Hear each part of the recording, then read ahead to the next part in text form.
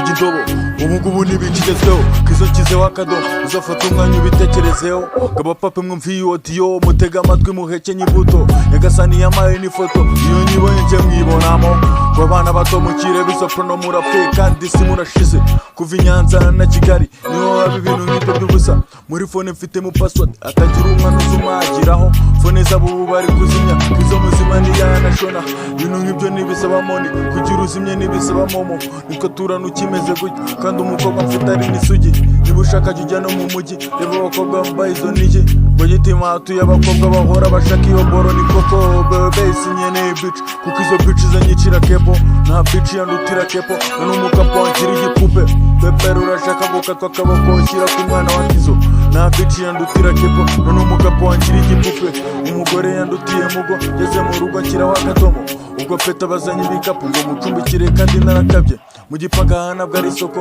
kugira mushakashira umuteto uyu mwana yaba n'umunyoni kugira byemera azana amahera dore hiti yakozwe na Kizo afite kepo yakunzwe na Daddy izo bitch zigenda nka keti dushyize mu rugo ni hafi umusizi shaka ibicu urahwana nayo zakora ubukuta z'abana meya mu gushyingirwa ntuzana indobo mu gihe utazi n'umubara w'imbase ngwino hano tukwereke muvi nonze umenye gutandukanya ubukwe umva abasore bo muri gato bashoboye kwirira abana bato buri bitch ihagaze yiceho hanyuma hasigaye n'abaveho zana mfite mitena batamu zibeshya imitaho mitema gutamo ndamenyereye nahawe kadoni iyo nkoye nyagapapo nuri nka so ntuzavuge cyane nk'agasuku dutuma nanjye mpinduka amashagu nkasahura nawe urusaku niyo mpamvu bamujya n'agapapu havunika iyo yaguye ivutu bavuze bitch ahinduka gatatu bebe sinyeneye bitch kuko izo bitch zanyicira kepo nta bitch yandutira kepo none umukapo wankira igipupe pepero urashaka gukatwa akaboko ushyira ku mwana wa Kizo nta bitch yandutira kepo none umukapo wankira igipupe